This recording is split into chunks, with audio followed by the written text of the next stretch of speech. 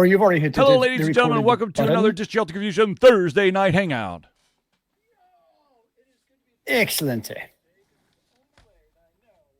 Oh, no.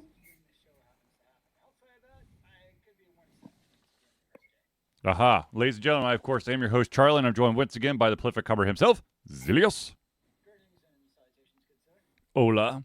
Ladies and gentlemen, this is the Thursday Night Hangouts, a live show where we try our best to cover the topics most important to you during the show. It is good At to any be point back during the on show, Thursday, if you have any topics, questions, subjects, opinions, please just drop it into the chat, be it on Facebook, Twitch, or YouTube, and we will add it to the show. If we do, unfortunately, run out of time, we will add it to the very next show. So without further ado, citations, good sir. Let us begin. And, you know, even though it's a joyous occasion that we find ourselves here on a Thursday to do the Thursday hangout, we're going to go with some sad news. How about that?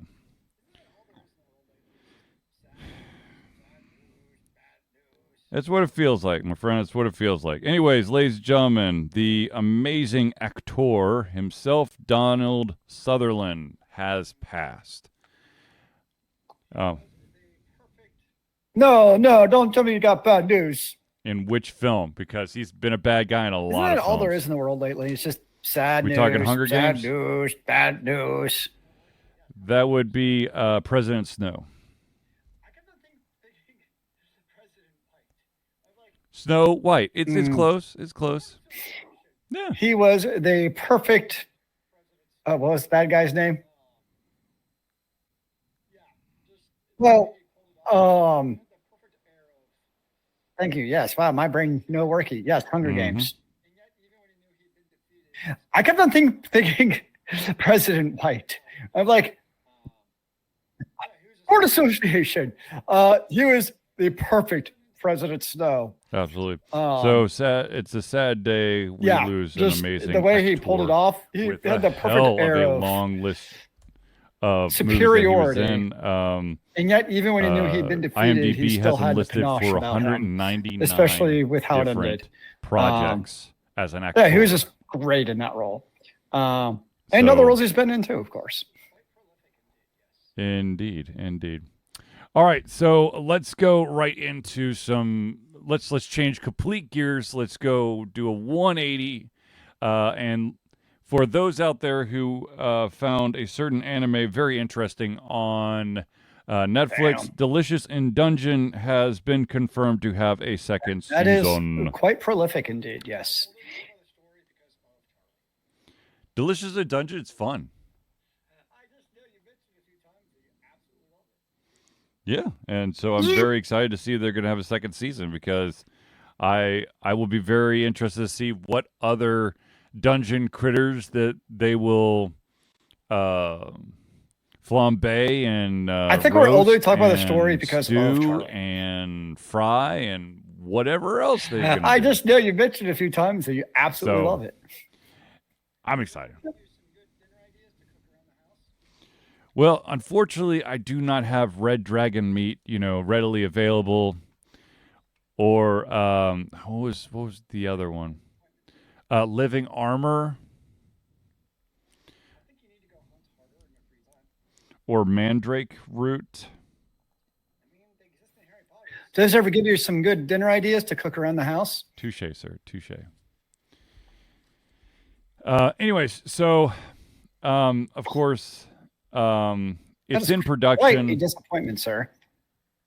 Don't know when they'll actually, I think you need to go hunt harder in your free time. Release date for. I mean, they exist in Harry Potter, so ergo they exist in real life. There is news all over the place stating that there's going to be a second season. So, sometime in the 2020s. Yes. Now, I feel like I'm ping-ponging back and forth between happy news and sad news. I'm guessing we're getting some sad news. Yes. So there is there was a gentleman that sometime in the was 2020s. Quite the YouTuber called the Comicstorian. He was how do I describe it? Oh, so I'm guessing we're getting some sad news now. He basically did dramatic comic book readings. He did audio dramas featuring characters from DC and Marvel. He had nearly 4,000 videos in his decade of YouTubing, and he has unfortunately tragically passed. It was a one-car accident where apparently his car flipped several times. So it is very unfortunate. Also, it's one of those few YouTubers who actually added Wow. worthwhile content to this world instead of the mass crap ton of junk that's on there. That is very It's unfortunate. literally just like indeed. clickbait.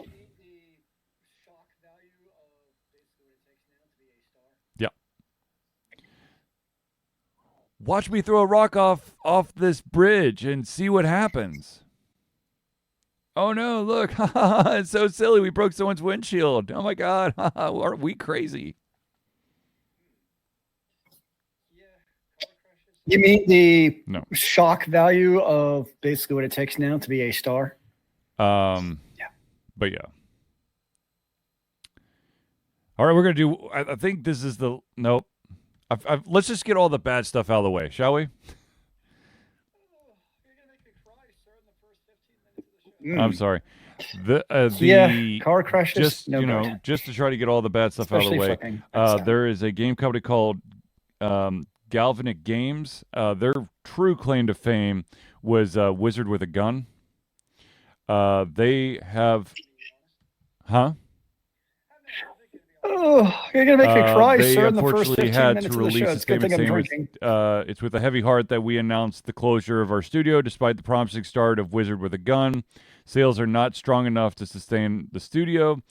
The last year has been particularly tough for games. While we had numerous encouraging conversations at Not DICE heard of it, and gonna be honest. GDC, the process of signing new projects I've not even heard in of a it, gonna good be year honest. takes longer than the runway we had left. Working with Devolver Digital, which is the publisher, was a dream come true for us.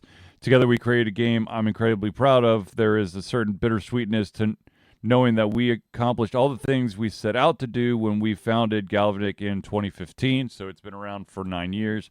From launching unique, weird, and interesting games to collaborating with some of my favorite people in the industry, all while building a tight-knit, productive team focused on a healthy and creative culture. They, of course, are this is a letter from the president, Patrick Morgan, and of course, he is in the process of trying to help all those individuals who are being displaced because of the studio closure. They're trying very, very hard. He's trying very, very hard to help them find a landing spot. So he's not going to leave them high and dry. He's going to try his best.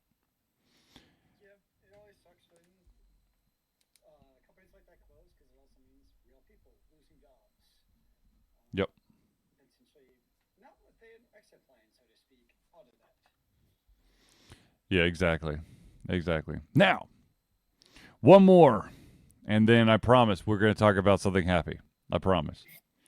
Now this one is kind of sad, but at the same time, companies like that close because it revolves around a topic that Zealeus and I have been talking a lot about. Of course, it's a topic that's not been with an exit plan, like so front to speak, and center out in a of that. lot of the different media industry. Like video games and books and art and TV shows and movies. And that, of course, is AI. The latest thing is Disney Plus just recently released a show called Star Wars Acolyte. And it is getting completely reviewed bombed to hell. Now, why did I say AI? And now why am I talking about review bomb? Well, it turns out that someone is out there utilizing AI generated reviews. Basically they're using like a chat GPT or something that basically does basic plot synopsis, made from brand new accounts, and of course giving them like 0 stars. Because look, here's the deal. It's a cattail. Okay, and now back to the Star Wars stuff. No, the thing is, Star Wars universe has been around for a long, long time. Okay, and they want to continue to evolve it. And I know they've retcons of stuff, and then like, if you go back on a retcon, it's like we have a guest on unretcon. Like, how does that work? But de-retcon, or do you the retcon? Retcon. Anyways, so AI is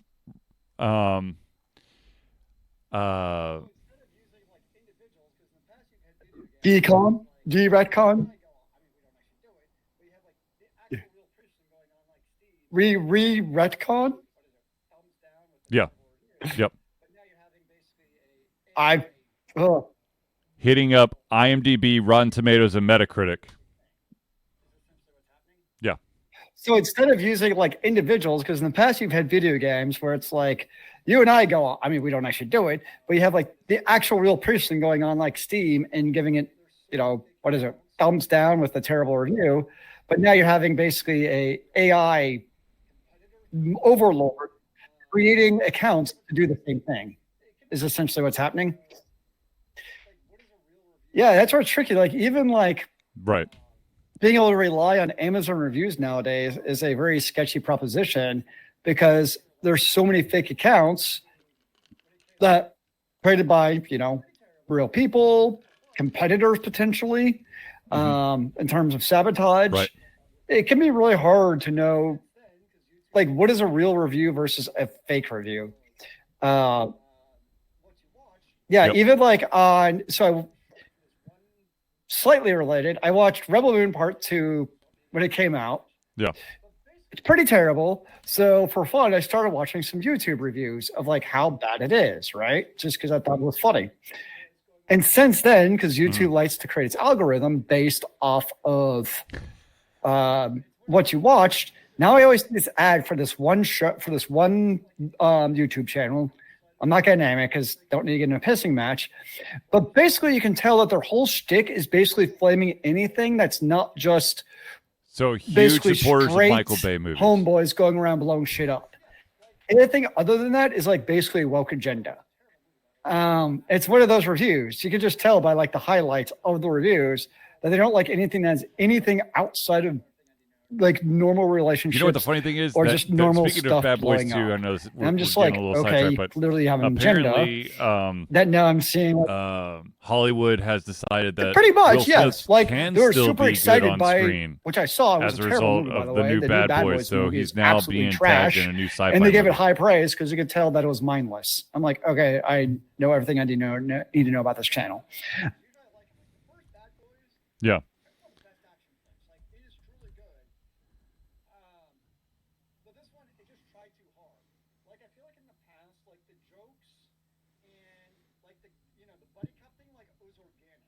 Yeah.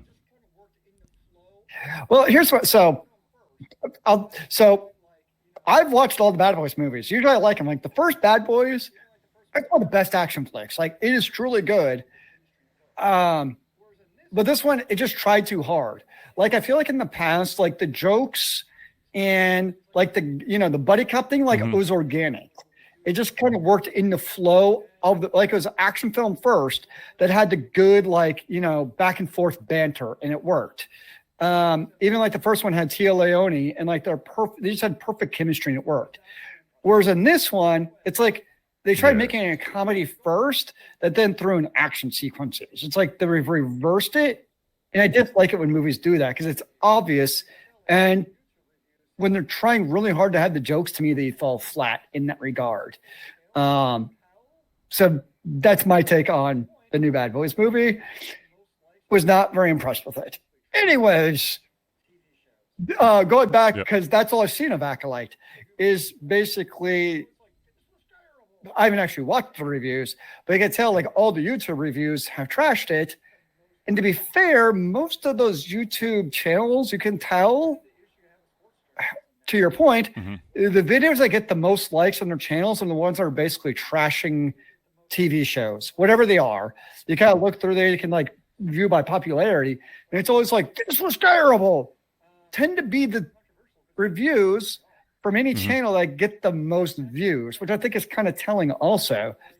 It's kind of the issue you have with sports journalism nowadays, where it's like the TV shows that they get the most hits are the ones that have the most brain dead, not even controversial, just brain dead, stupid opinions.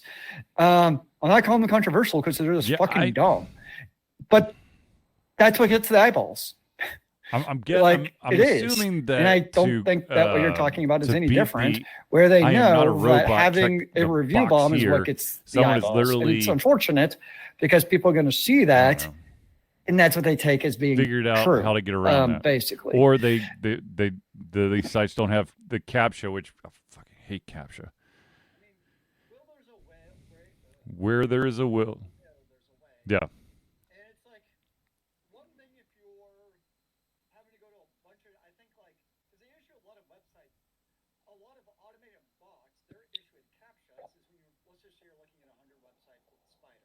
Yep. If 50 of those have CAPTCHAs, you can't spend your time. I mean, there's a way, where there is a will, there's a way. And it's like one thing if you're having to go to a bunch of, I think like, because they issue a lot of websites, a lot of automated bots, their issue with CAPTCHAs is when you, let's just say you're looking at 100 websites with a spider, right? If 50 of those have CAPTCHAs, you can't spend your time figuring out all 50 of those CAPTCHAs. But in this case, they're probably just going to like one or two review websites like Rotten Tomatoes and IMDb. And now you have to worry about is automating that one CAPTCHA is a very different scale. Or maybe you just have one person where, I mean, it could be just job of one person. Okay, AI rates the fake review. I'm just clicking, right? The fake review, clicking. That's probably more than likely what's happened. Review comes up in 2 seconds and it takes me half a second to click. And it's probably the same place every single time. So, yeah. And the other part that sucks is like, I love looking at reviews, but when it's clear, especially like video games, I spend a lot of time looking at reviews. I feel like for the most part, Steam has a pretty reliable user base. Right, because you can read the reviews, and then right? Also like, if you have can kind of tell pretty key, quickly like whether or not they're copy and pasted, versus whether or not they're kind of like legitimate reviews. So I still rely heavily on Steam for my reviews. Because you also have to purchase it through Steam or have a key, or if you have like a key, like a free key, it tells you also from the review. I know it's all. So I know.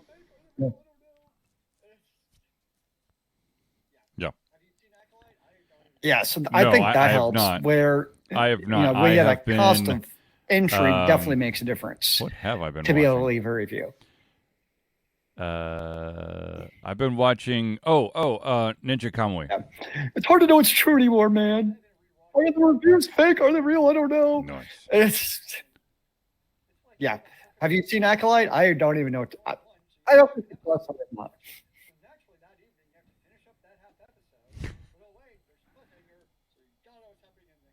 I'm sorry. Every single time I think White Collar, I immediately want to go back and rewatch Chuck. I have been rewatching White Collar. It's like the perfect lunch show.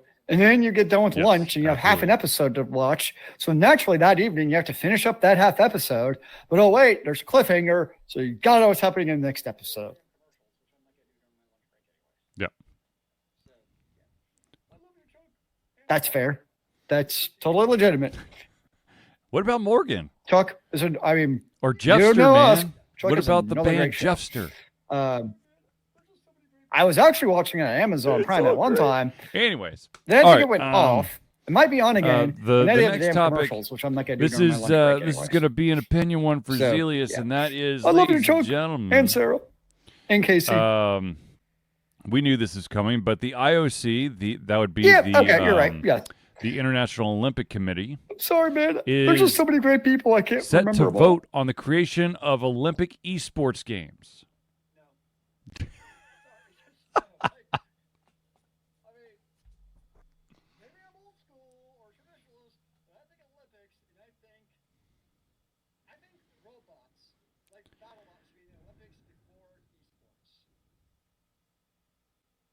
All right. No. Sorry, just no. Like, I mean, I thought chess was. maybe I'm old school I thought that or was traditionalist, but I either think going to be in Olympics, this and I one think- or in the next one. I think robots, like BattleBots, should be in the Olympics before esports.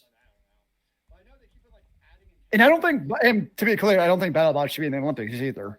But, or hell, chess should be in the Olympics before esports. Is it? Well, they do this weird thing now where, like, I guess or maybe they've always done it, I don't know.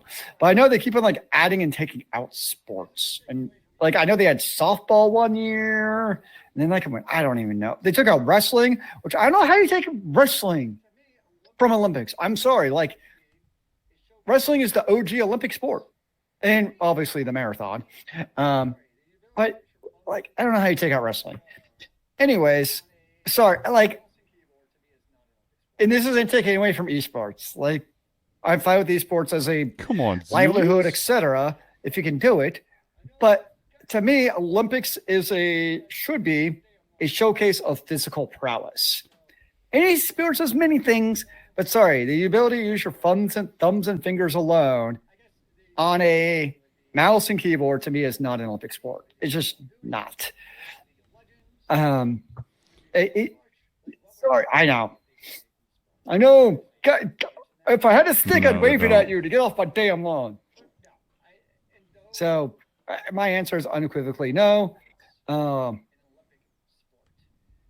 I guess the interesting question would be, if they did esports, what would it be? Would it be Call of Duty? Would it be League of Legends? Okay, so would it be Overwatch? Like, what would it actually be if they did an esport? I don't know if they actually mentioned chess that, but will be a part of the Paris Olympics this summer. But no, in no world do I consider esports. So will breaking, Olympic surfing, sport. Skateboarding, and sport That's just climbing. my old traditionalist get off my breaking? lawn boomer opinion. I don't know. I'm gonna click on this link and try to figure out what the hell breaking is. Yeah, it's breakdancing. Will be at the Olympics. Okay, that is news to me.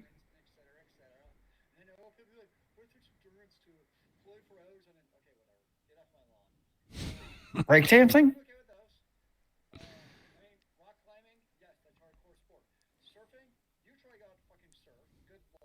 Yeah. And See, skateboard, they're just trying to kill those all the require X Games. athletic feats of strength and endurance and et cetera, et cetera. And I know people are like, but it takes endurance to play for hours on it. Okay, whatever. Get off my lawn. Sean White. I'm okay with those. I mean, rock climbing, yes, that's hardcore sport. Surfing, you try to go out and fucking surf. Good luck. I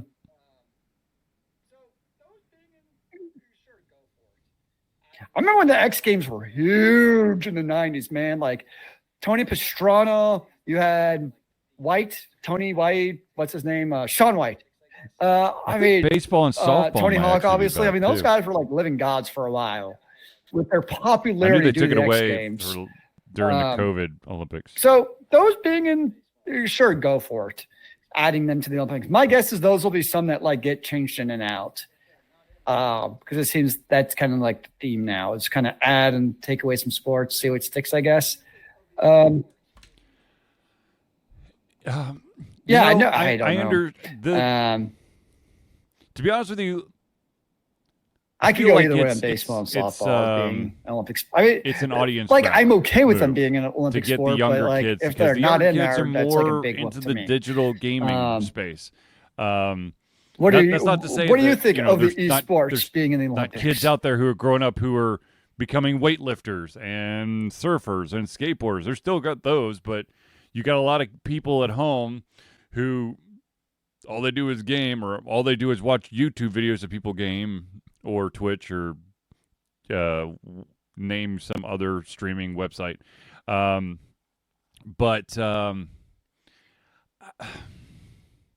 if it, yeah.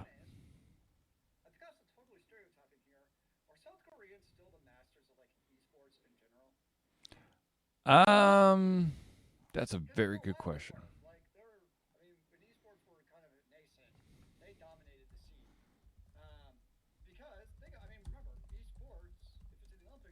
So the basically I see two problems with it. One is, at the cost of totally stereotyping here, are South Koreans still the masters of like esports in general? Because for a while they were like when esports were kind of nascent, they dominated the scene. Because remember, esports, if it's in the Olympics, they're going to be by country, and so like. Okay, here we it's go. Gonna be I found very the top 10. Few countries. I've got the top 10 for the best countries for 2024. Whatever it is, if it's Call of Duty, League of it doesn't matter. Let's start it's going to be very small. It's going to be like so we can do the count. South Korea, China, number 10. I'm guessing Japan, probably Canada. United States. Like it's going to be a number very 9. small subset Germany. of countries. Number 8, France. Okay. I don't see that as a. Let's go. Yeah. Number 7, Sweden. Okay, I like it. Number 6, Denmark. All right. Number 5. Here's a little bit of a different one. Brazil. Okay. Number 4, Russia. Sure. I don't know. We're just picking random European countries now. Let's go. Yes, but on more European countries. Yeah, it's let's go. Netherlands you area. cannot represent your country, but you are. Okay, I'm not surprised about that. So Russia is that number 4. Number 3. Wait, that can't be right. Are they even allowed to compete in the Olympics? I don't even know. Japan's not in the top 10? That can't be right. Well, anyway, number 3 is South Korea. Number 2 is USA. And number 1, by a large margin, is China. Yep. The top 3 since Japan, you think would be in there. Yeah. Makes total sense to me.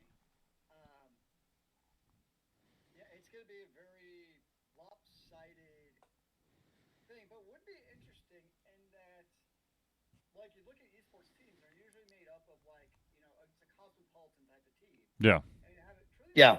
Like the top 3 since Japan, you think would be in there. Well, like that makes total sense to me. Some of the it's going to be a very lopsided thing, but would be interesting in that. I totally like you look at esports teams, they're usually made up of like what the name of the game it's a cosmopolitan type of team. They're and one have of the top truly teams. by country. I think it's like could be kind of interesting to see. Actually, they got like one American. I think it's a 5v5 with 2 alternates. So it's 1 American, 2 South Koreans, someone a Denmark guy, China, and maybe like Italy or something is the starting 5. I mean, it is an internet. I mean, esports has gone, of course, international, but. I think the other thing you actually mentioned a really good point when you mentioned how the kids watch. Yeah. And I'm assuming going on here, Olympics aren't being hosted on YouTube or Twitch. They're gonna be on Peacock. And what's the only way like anybody under 18 basically watches anything nowadays? On YouTube. Or Twitch if you're watching esports. Right. But I think the other thing you actually mentioned a really good point when you mentioned how the kids watch. And I'm assuming, going on here, the Olympics aren't being hosted on YouTube or Twitch. And what's the only way, like anybody under 18 basically watches anything nowadays? Or Twitch if they're watching esports. To be totally honest with you, so the you're Olympic right. Committee I would agree. have It's to totally do a an deal eye with the grabber streaming for platform. the younger And generation. I'm not talking about Peacock. But if it's not on, I know they have a deal with something that NBC is readily NBC's available right being a here. I mean, I bunch know of you can get Peacock, dickweeds obviously, and going, but basically most it's of right the here stuff on my that you Twitch want or to watch is YouTube. going to be on Like, Peacock, so honestly, you need they're to sign not up going for to probably what's going. I mean, you might know what's going on, but they're not going to care. Yeah.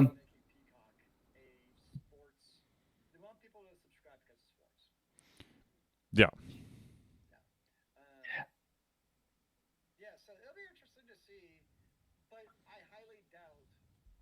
My guess is NBC/Peacock is not going to give up any streaming rights. No. Because they're going to put the bloods around. Yeah, they're definitely all in on making Peacock a sports.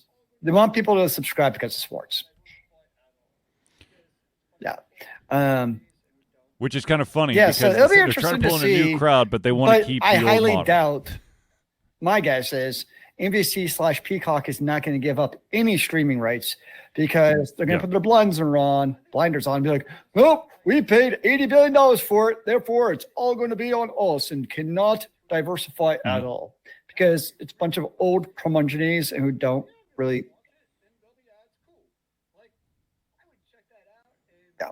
Yeah, you're right. It needs to be on. I think the other thing is that on, Twitch or on those YouTube, but I'd be two shocked stream if it platforms is. that That's you just kind of that you listed, I think it'd be awesome. Like, there's honestly, also like, a chat room. I don't care what sport it is that goes if along with it. Esport was on so you Twitch or have YouTube, a lot I'd more tune in and watch it because interaction. that'd actually be and, really cool to see.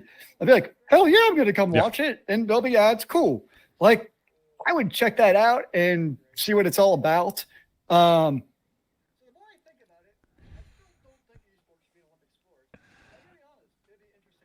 Yes, it would. Now, of course, in my mind, I'm thinking because a lot of the esports games out there are team-based. Live so it. if you're gonna trying to go to represent your country, that could be some interesting moderation. But yeah, it would be very interesting because so the more I feel think like about it, I still don't think esports should be countries an Olympic produce sport. better But I gotta be honest, DPS it'd be interesting to watch. or better tanks or better healers or better support.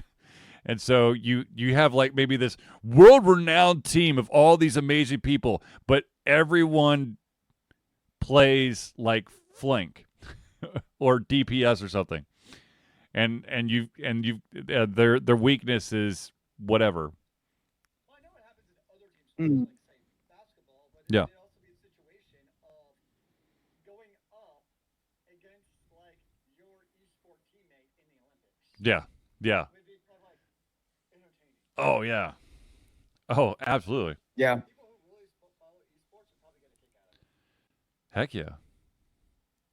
I remember. Well, I know what happens in other team anyone sports, like remembers say out basketball, there, but it also be a many, many years situation ago, of when going up you had, against like DraftKings your esport teammate in the Olympics. Trying to Would be dip kind of their like toe into the esports pool. Especially I like was into that. people who really I follow barely esports would probably watched get a kick out of any it. like esports, and then I kind of had this. Now I had a stake. The fantasy betting type of situation. I don't think that exists anymore, but it was fun for the year it was there.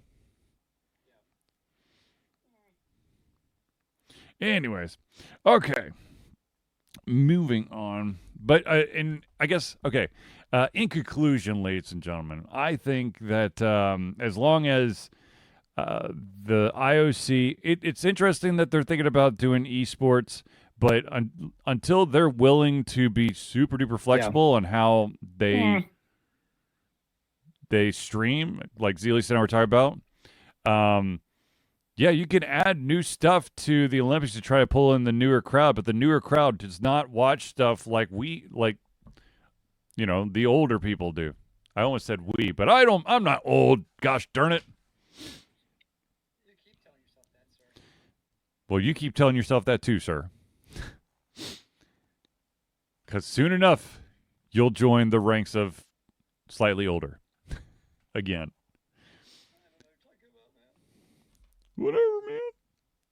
All right, we're going to pause for half a second to thank the individuals who help Alter Confusion be the Alter Confusion that you love and adore. You so keep let's telling yourself that, give sir. some shout-outs to the friends of the show. And to start off, we have the Indie Cluster. The Indie Cluster is an organization of independent game developers that want to gain exposure by being involved in the community. I don't know what you're talking about, man. Collectively journey to popular conferences as a traveling booth to help gain attention for their games. They make partnerships in local communities to bring games to the mainstream mindset. They highlight local, unusual, and rare concepts that challenge the paradigm of the common. They also host events to teach kids and minority groups about game development to hopefully one day enter the industry themselves. For more information, go to indiecluster.com. The next shout out we got to give is to the AV master himself. That would be Noodle Boy Media. Founded in 2015 by Andrew Tran, Noodle Boy Media, previously White Kid 47 Media, is your choice for professional photo shoots and panel recordings at conventions. They pride themselves in providing a high level of professionalism, top-notch experiences, and quality services. If you want more information and to view their full list of services, check out facebook.com/noodleboymedia. The next one I've got to give a shout out to is a gentleman who is actually here today to help adjust and take away all those aches and pains from long gaming sessions, both IRL and behind the keyboard and mouse. That, of course, is Hero Chiropractic. Hero Chiropractic's unique healthcare practice set up by Ryan Moore. The company's focus to elevate a patient's experience of freedom, creative expression, and joy. They believe that everyone can be a hero and has incredible heroic potential inside themselves waiting to be unleashed. Hero Chiropractic focuses on the mobile chiropractic care in the greater Atlanta area. They are committed to healing clients by creating a plan of action uniquely suited for each person.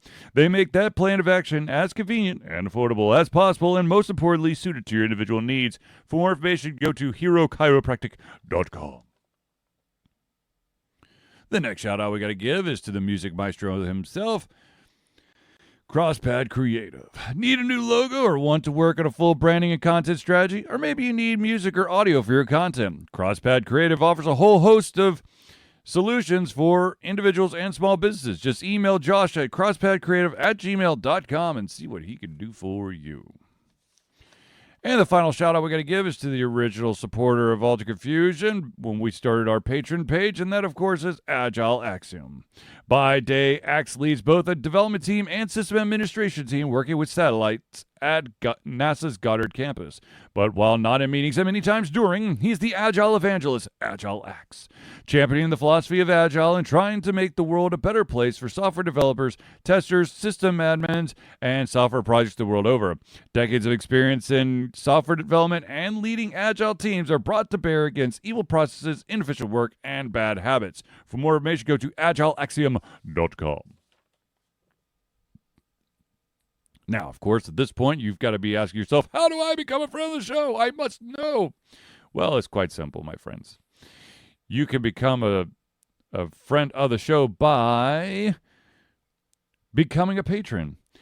Alter Confusion survives on the love and support of fans like you, and so we have a Patreon page. Patreon lets you, the fans, lovers, haters, demigods, interdimensional beings, gods, demons, aliens, werewolves, mummies, swamp creatures, vampires, supporters, and more to become active participants in the work we love through a monthly membership.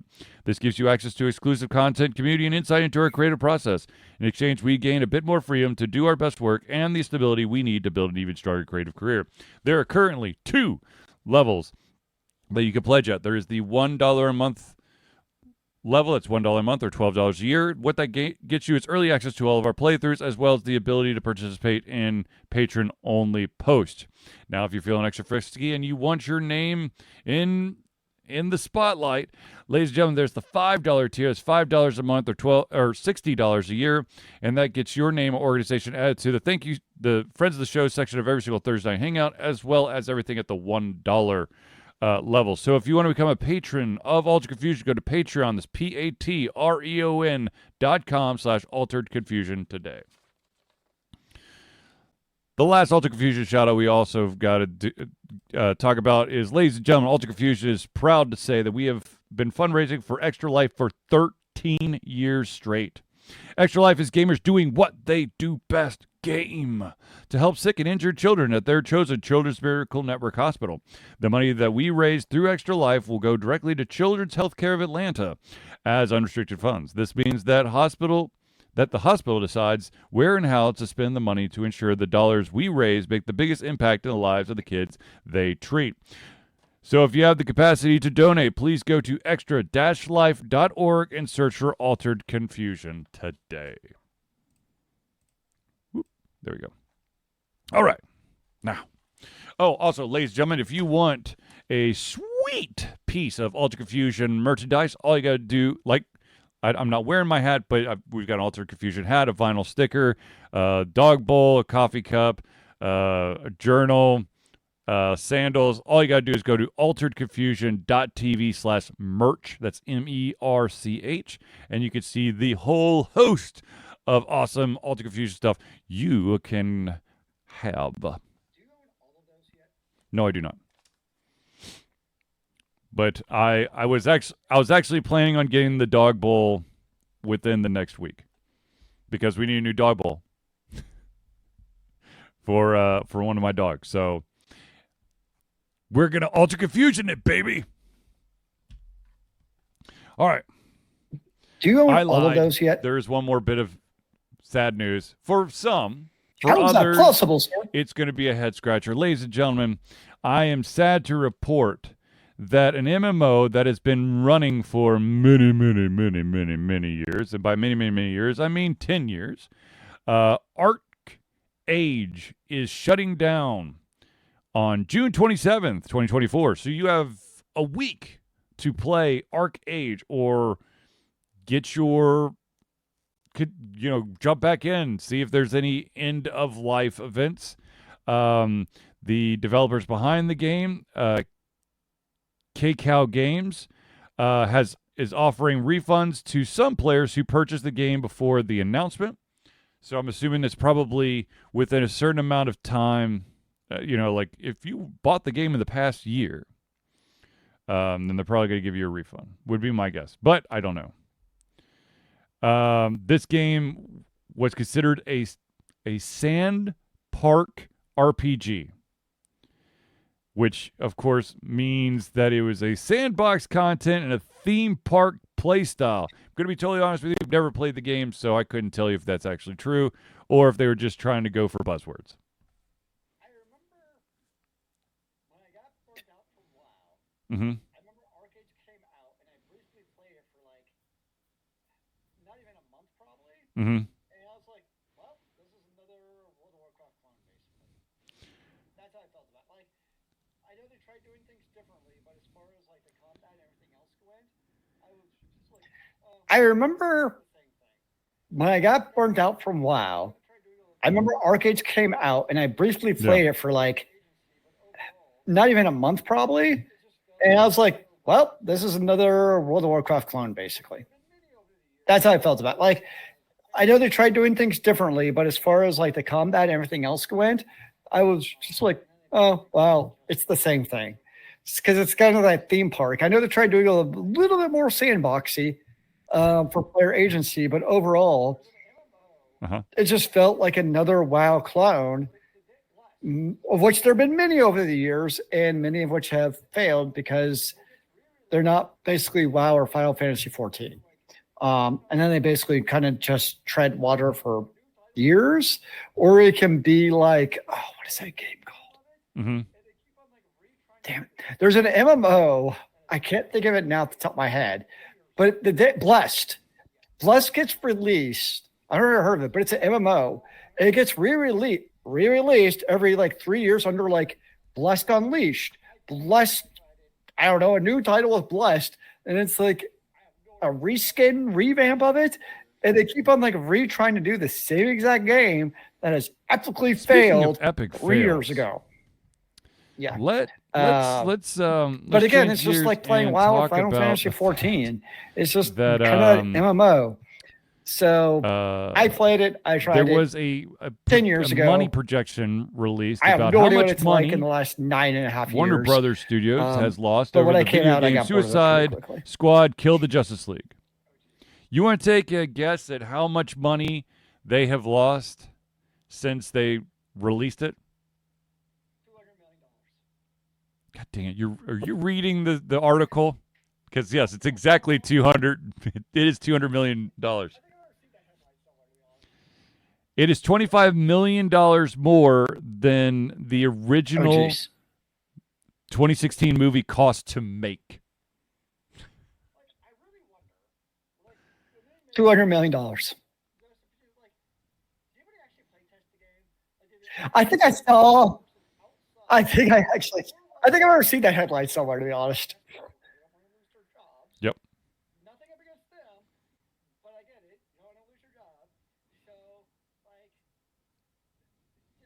like, I really wonder, like, when they make this game, just like, did anybody actually play test the game? Like, did they actually give it to a person outside the four walls of Warner Brothers who aren't just yes people because they don't want to lose their jobs? Nothing up against them, but I get it. You don't want to lose your job. So, like, did they actually have any play testers or any actual feedback to be like whether or not this was a good or bad game? Because, like all the Batman Arkham games, we know it's possible to have a good game in the DC universe. Yes, it always sucks because the other thing you get when you get a game like this that's put so much money into it, it's also going to make developers and publishers in the future much more hesitant to put big time resources into a game, particularly a novel game, a different game, a unique game, because they're going to look at this as the poster child of losing too much money. And so they're just going to want to go create Call of Duty 18, Assassin's Creed 42, Pokemon Neon Green versus Plaid. They're just going to keep on making iterations of a franchise. Now, granted, this is part of the Arkham, so it's already kind of in that world, but it just creates more and more pressure not to do something interesting. From what I've heard, or have a new franchise come out. So, ladies and gentlemen, let me explain something. When you are trying to create any type of product, I mean, when you look at epic fails, you look at the player base. It was like, I remember reading the stats. It was like 2,000 people within a couple of weeks. So it was just absolutely ridiculous numbers. Apparently, one of the biggest problems was that everything kept pivoting, and then on like different. The game was supposed to be first and foremost a melee type game, and then when it was released, it's more gun oriented. There was just stuff that was. It was one of those situations that it's what it sounds like, that one of the big wigs were going, you know what would be cool if we did this like this game does. And apparently the guy who was the game director literally would take months to review like changes and updates. So they couldn't get sign off on any of this stuff. Yeah, hell yeah. Especially if you got like people above you making choices, and they probably a lot of the game developers, like they probably saw these changes, were like, this is dumb. This is not going to work. But when the big wig above you tell you to do something, that's frustrating. What do you do? And especially if you got like people above you making choices. And I mean, probably a lot of the game developers, like they probably saw these changes. We're like, no idea. This is dumb. This is not going to work. But when the big wig above you is telling you to do something, what do you do? Okay. Probably because Warner Bros. won't I wonder what is the cost of for this team right discount. now? Because they're going to try to make back their money. Several employees adopted the term toxic positivity to describe the culture of the company. Like right now, which Suicide Squad, criticism. Kill the Justice League, it's still $70 on Steam. Yeah, I mean, that could be, it's tough because, you know, at any company, if you're an employee, it is really hard to create a culture where, particularly when you have people above you, Yep. can cut your strings at any time, creating a culture where you can give your and I mean, that could be, it's tough because, you know, at any company, if you're an employee, it is really hard to create a culture where, particularly when you have people above you who can, cut your strings at any time, creating a culture where you can give your honest, constructive feedback about decisions you don't agree with, knowing that you're able to make your voice heard without any repercussions. They might not listen to you, and that's fine. I mean, but at least be able to say what your piece is to give your feedback. I think it's an important part of a company culture. So like, I think everyone wants to work at a company, not everyone, but most people who are saying, want to work at a company where there is a positive culture. But I think there's a difference, to your point, of positive culture and a toxic positivity where it discourages negative feedback, because like constructive feedback and criticism of decisions that make no sense are a good thing. Now, obviously, if you're going like, well, this is bloody retarded, and this you're a moron for making this decision, obviously it's not the right way to approach it. Like, there's certainly good ways to do it, but if you're just like, this is not a good decision because of reason X, Y, Z, look at this as an example. You come like working for a company who allows that type of positive, constructive feedback. I think it's good for company morale, if anything, honestly, because then employees feel like they can actually give their honest feedback and not walking on eggshells everywhere. And you've got to be in an environment where. So to your point, maybe not surprising at all if there is that type of feedback loop where you're not allowed to give criticism. It's actually going to be taken into consideration. And everybody's afraid to speak up when they see bad decisions being made.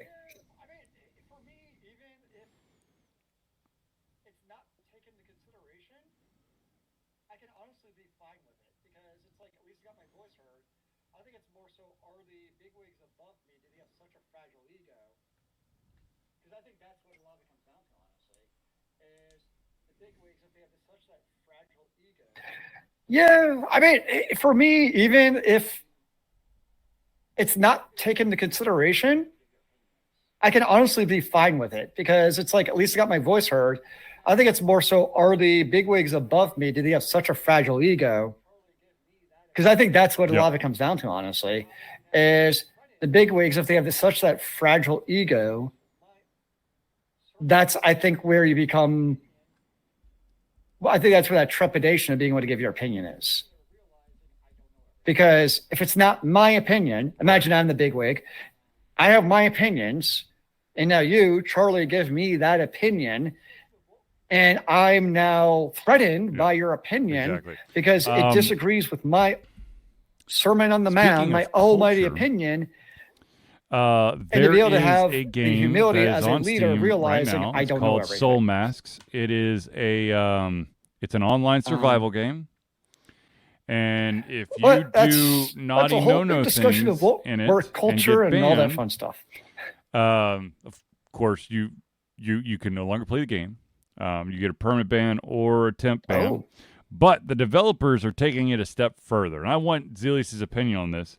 Not only, of course, are they banning these individuals, but the developers are posting a list that goes into detail of both the reason for the ban and the Steam ID of the player, though some digits are removed to make sure that the exact account cannot be identified.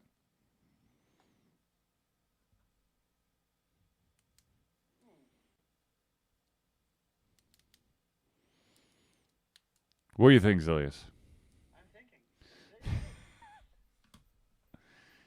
I think I'm glad that they're not giving exact Steam IDs out. I mean, that could get super toxic, but I'm sure that you could kind of put two and two together by if you've got a buddy with a name like, I don't know, Bubbles, the Booger Monkey 0572, and you see Bubbles, the Booger Monkey, and doing it for, I don't know, wall hacks or something. You can kind of figure it out. I think transparency is a good thing. Yeah. But at the same time, I also feel like sometimes too information is not actually... We were just talking about toxic positivity. Yep. Like, this could just create toxic negativity. Yep. Like, almost create too much of a negative feedback loop. Yeah, but I think transparency is a good thing, But at the same time, I also feel like sometimes too information is not actually. We were just talking about toxic positivity. Like this could just create toxic negativity, like almost create too much of a negative feedback loop. Like if they give general reasons, like, you know, they got banned for wall hacks, banned for duping, cool, whatever. But I think you start getting that detailed, I think that can definitely lead to the negative unintended consequences. Or you have people with way too much time on their hands, and they I would be okay if they just posted the reason and do they had internet zero sleuthing and identifiable find information. the Steam ID numbers. Because at that point, when they start listing names, even with digits omitted, then it becomes like a puzzle game. Or you get worse, where like the wrong account gets outed for it.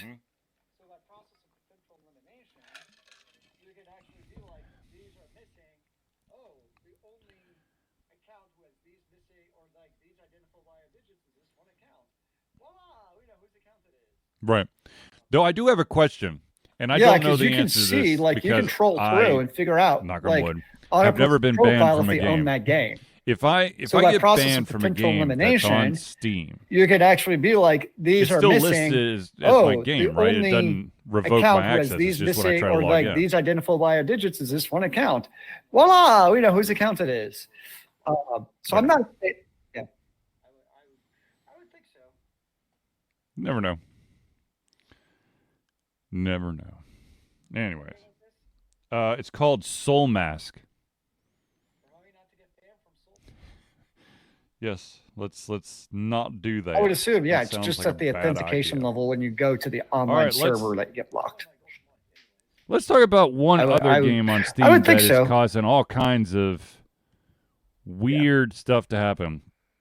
Ladies and gentlemen, if you have not tried the game Banana, or how not to get banned from on SoulMask. Steam, I don't know what to tell you. I haven't. I'll be totally honest with you, but apparently it is literally a banana that you click. One of my goals in life. Click enough on it, you can open up the ability to gain new skins to spice up your banana. And apparently some skins can be, I think they might be tradable, maybe.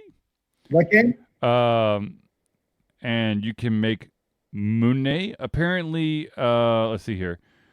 While most skins might sell for 3 cents, some prices have increased to dozens, even hundreds of dollars. The top skin for in Banana, the game, is around $1,200. Honestly, that's kind of cool. If they were to come up with it looks like a clicker game. Yep. So if they're able to create a unique take on it, it sounds like, I guess, it's driven by the community. I say cool. Now the problem is that I think I don't know what the concurrent number honestly, is right now, but that's at the time cool. of this article that I'm reading, they were to come up with it looks like a clicker game. Players. So if they're able to create a unique take on it, the vast it majority sounds like, of I guess, them it's driven were by the bots community. I say cool. with a script that just basically clicks all day, all night, so that you can get those rare loot drops. Those are easy to do. To have a clicker on your device and just click nonstop. Okay, so I just scrolled down the article. It said that only a third of the users are actual users. The rest are bots. So 2/3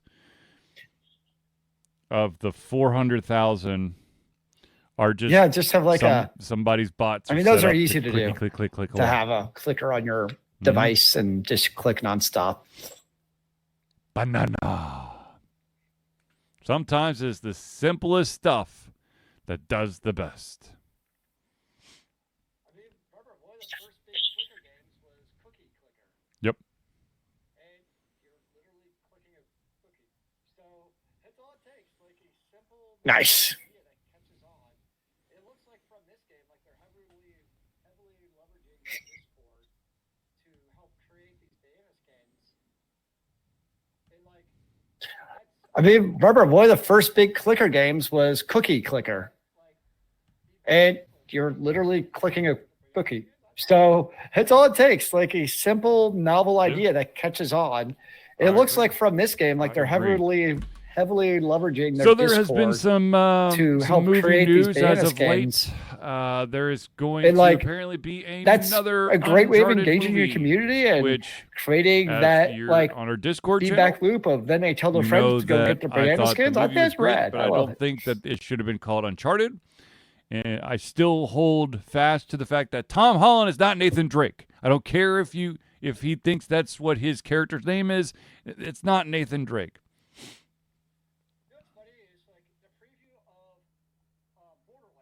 Mm-hmm. Yep. Yep.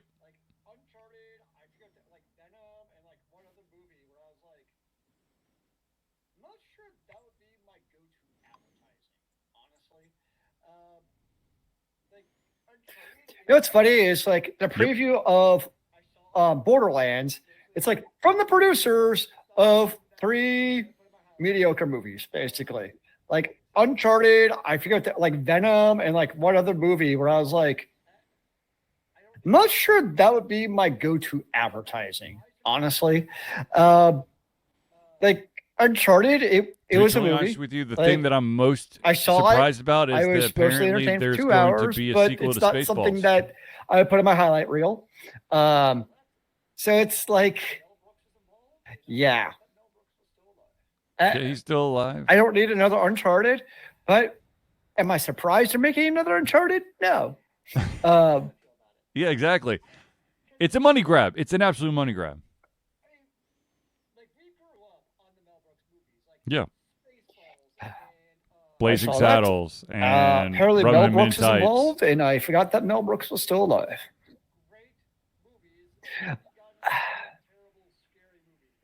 Like, that's how I feel about it. Because, like, I mean, like we grew up on the Mel Brooks movies, like Spaceballs and Robin Hood Men in Tights. Yes, like great movies, and then you got into the whole terrible, scary movie thing, where they just to be had honest with you, endless retreads of terrible was parodies. thinking about this. Do you know how many of the actors that I'm were hoping in the that original Spaceballs are 2, dead now? I'm just calling it that, gets back to the original good parody that Mel Brooks is known for, and really not bad just terrible, trashy, bad parodies. I'm not hopeful. No, they sadly will not be in there. But anyways, yeah. And then Zealeus made mention of the Borderlands trailer. That makes me they feel have bad. officially come out with the rating for the Borderlands movie, and it's going to be the dreaded PG-13. Well, I guess they won't be in the sequel. Nor am I. Yeah. But okay.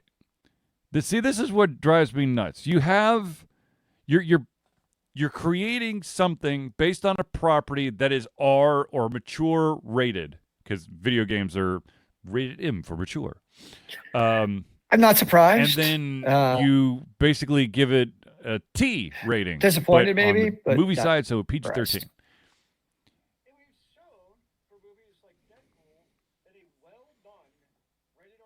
Yep. Yeah.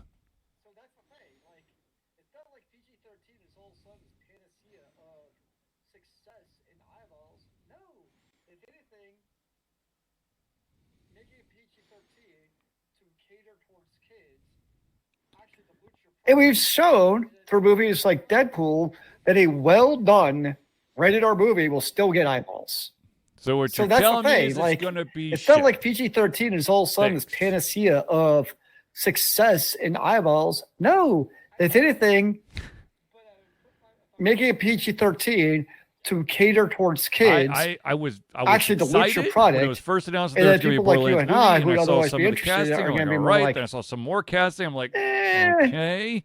And then I saw some of the stuff. I'm like, okay. And now the PG-13 rating. I'm like, call me when it's on Prime or on Netflix I would put or something. if I were a betting man, yes.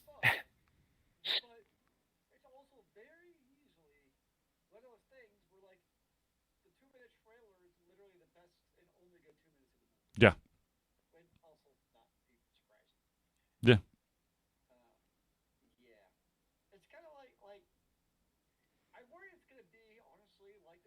I mean, Mhm. the trailer looked fun, but it's also very easily one of those things where like Yeah. the 2-minute trailer is literally the best and only good 2 minutes of the movie. Would also not be surprising. Yeah. It's Yep. kind of like I worry it's going to be honestly like the new Bad Boys 2 movie where they try to have all these funny jokes and then have some action around it. So it feels kind of forced and campy versus the other way around where, I mean, Borderlands, it's all about going around and blowing shit up, right? But then you have these crazy zany characters who give you like a reprieve from that. And that's why I like it because like it's a release from the game itself. Even your interactions with the enemies are the same way. Like you're going around fragging all these people, all of a sudden they like say crazy lines to you. You're like, okay, and you blow them up. Yeah. But I'm afraid it's gonna be the other way around, where the movie it's gonna be like, ha, I'm the evil guy. I'm gonna make funny jokes at you, and then I shoot you once. I think but not in a really good way. Just, so that's my worry. Is it's gonna try being this someone campy, wants to corny, gift me a funny ticket, movie. I think I'll just wait for streaming at this point. First, and that just but we'll see. It's definitely I'm going to see what the reviews are before I even thinking about seeing it.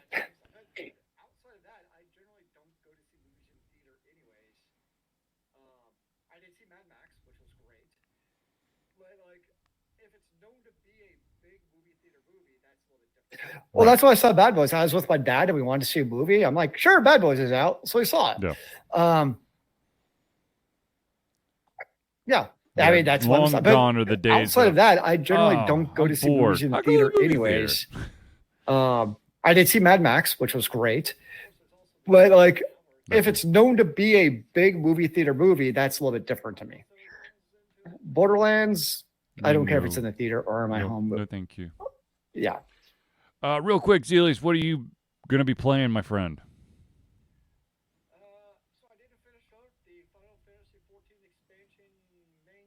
Well, I mean, of course, there's also the cost of it now, where it's like $15 to see a movie and everything else that goes into it. I'm like, yeah.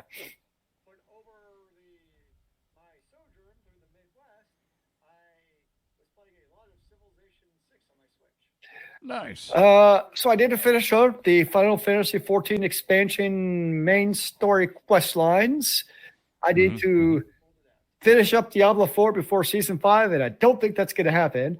But over my sojourn through the Midwest, I was playing a lot of Civilization 6 on my Switch. I am still playing a shit ton of Hades 2. Respite. So I think I talked about this. You start in the crossroads. You're basically in an that's all you're playing. Spot. And I know I've been saying that for a while now. Going only one direction. It's the 14 first Hades, Diablo, but it's like when you're getting that content and there's new content coming out, you gotta get ready for the content. To the actual terra firma to go see your mom. This one, the crossroads is basically kind of like a midway point, and half the game you're trying to go back down into the bowels. And then half the game, you are headed to Mount Olympus to help out the gods with the problem. And I have made it all the way down to the bottom and got my ass handed to me by that boss every single time because he definitely has one of those dreaded final boss. I change. Oh, yeah. I was like, yes, I finally got him. It's like, oh, now we're really going to get serious. Like, no, I didn't get him. And then going in the Mount Olympus direction, it is not as well. They haven't done as much in that direction. So when you're going for the crossroads down, you have 4 bosses. The fourth boss is the last boss. And then when you go in the other direction, you only have 2 bosses. And once you beat the second boss, which I finally did, that bitch went down. it basically pops up. Thank you for playing the game. There's many adventures left to be had. But let's just say that you ran into some trouble on your way to your ascension of Mount Olympus, and you end up back in the crossroads. So, yep. Well, I mean, you can already see some of the placeholders have swapped out. All of the as you play through the game. One thing, be it Hades 1 or Hades 2, when you get the nectar of the gods, make sure that you at least give one bottle of nectar to everybody that you can give nectar to. So that is part of being in early access. Is there's still more to come. Help you along your journey. Supergiant Games has switched out. I think they've now got the final art for all of those keepsakes. I'm still missing one keepsake. I'm not exactly sure who the hell I missed. Yeah. The invisible god. No, I think it's probably one of the side quests, which I don't think I can actually complete. Yeah. And of course, just like Hades, the first Hades and the second Hades, you have several different weapons that you get to use. probably the invisible. There's god. a little bit more, I would say, farming in this one, where you're having to like get raw materials to that cast he spells can't actually do them yet. to unlock more stuff. Instead of, I think, well, I'm trying to remember in Hades 1 if you were like really collecting a lot of stuff. I think you're just trying to gain a lot of gold. But anyways, it's a great game. I've been playing a shit ton of that. If I'm not at my computer, I'm playing Legends of Runeterra on my cell phone. And if I'm looking for something slightly different or in the middle, or I need a little bit of change in the middle of the day, I picked up, which was heavily discounted at the time, a game called Journey to the Savage Planet, which is a first-person kind of like action-adventure shooter game. It's kind of weird. It's kind of silly. It kind of gives me sort of Metroid vibes, simply because you're unlocking these abilities. Like you gain, once you find a certain something, you can now have a grappling hook. Once you find a certain material, now you can actually hold on to the little bomb pod that you find. They won't explode in your hand if you just hold them for too long. So you're finding these like ancient altars that give you material that once you go back to your ship, you can use your 3D printer to create new stuff to allow you to not instead of just having single jump, now you got double jump or triple jump, or you got a jetpack now. I wish I could create a double jump out of my 3D printer. That would be awesome. Random side note, I had my garage door broke recently, and when the guy came to repair it, he saw my kid's sword from Final Fantasy VII, and he's like, "Oh man, I gotta go. My new 3D printer's coming tomorrow. I wish I could create a double jump out of my 3D print printer. the Buster sword when I get home." I'm like, "You go, dude." Anyways. All right. One more thing real quick. The interviews from MomoCon. The videos did not get eaten up, but unless you enjoy myself and the person I'm interviewing screaming over the sound, Nice. the loud noises of MomoCon, you're not going to enjoy the interviews. So I think I'm going to have to redo them. Because, I mean, yes, the audio is fine. It's not like we were spiking it, but you could definitely tell that we're trying to yell at each other so that we could have a conversation. So it's just the quality is not good, and I think I could do better on content as well. So I'm going to try to figure out a way to redo those interviews virtually and make them a little bit more custom to each of their projects. So they'll probably as a result, they'll probably be a little bit longer. So I don't know when, but be on the lookout for that in the future. Makes sense. All right, ladies and gentlemen. I'd like to thank everyone for tuning in to the Ultra Fusion Thursday Night Hangout. For myself, Charlie, and Zealeus, it's been a pleasure giving everything come our heads, our mouths, and, of course, our hearts. We'll be back next Thursday for another Ultra Confusion Thursday night hangout. Remember, kids, keep on gaming in the free world. Amen to that, brother.